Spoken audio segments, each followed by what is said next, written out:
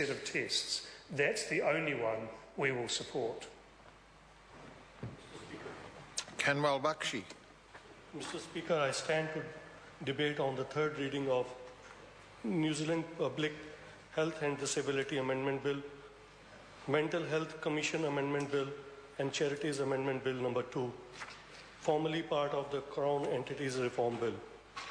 These bills provide the structural change to the way the government is organized across the health and charitable sector. I would like to acknowledge the Chair and other members of the Government Admin Select Committee. I would also like to acknowledge the officials for their hard work in the process of the Select Committee.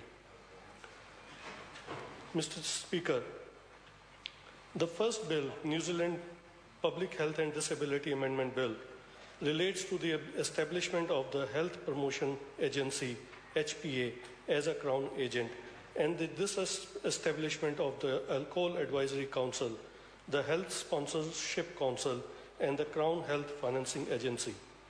This bill provides that the new HPA's board will have at least 5 members, but not more than 7 members appointed by the responsible minister. The purpose of the bill is to create health promotion agency which is viable and available to supply better public health results. The Health Promotion Agency will continue to implement the role established by the Alcohol Advisory Board. This agency has been proved invaluable in alcohol matters and ensures that the vital measures enforced previously will continue with the Health Promotion Agency. Alcohol abuse among the young people of New Zealand has been smeared over the news for the past month.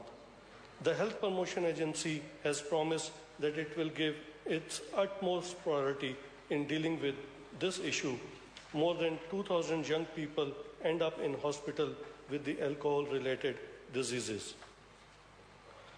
Mental Health Commission Amendment Bill brings forward this establishment of the Mental Health Commission and transferring function of the Office of the Health and Disability Commissioner and establishes a new Mental Health Commissioner within the Health and Disability Commission. These changes will reduce duplication of the corporate and governance overhead and ensures that the agencies can continue to deliver the frontline services that New Zealanders accept. Mr. Speaker, I commend this bill to the House. Dennis O'Rourke.